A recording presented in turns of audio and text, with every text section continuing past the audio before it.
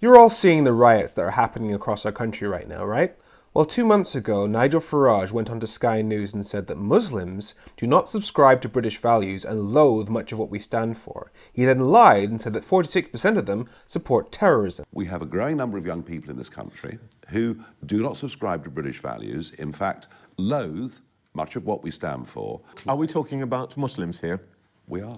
A BBC journalist called Geeta guru-murthy then called his rhetoric inflammatory, and the BBC made her apologise for that. Nigel Farage with his customary inflammatory language there. Now an apology earlier today, and when we came away from his live speech, I used language to describe it, which didn't meet the BBC's editorial standards on impartiality.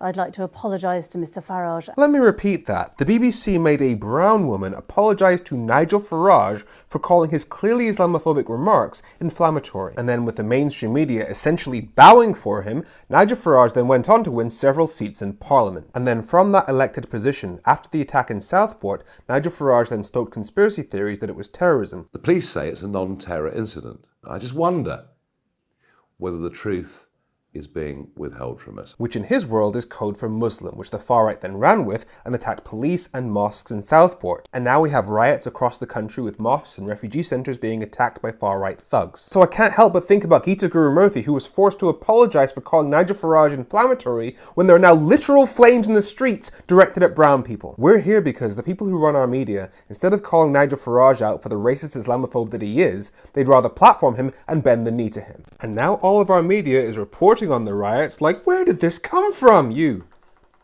It came from you. We've been begging you for years to call what this is, and you refuse to because of your ideas of balance. You can't call Nigel Farage racist because that's not fair. He is one. You refuse to tell the truth. This is the result of that.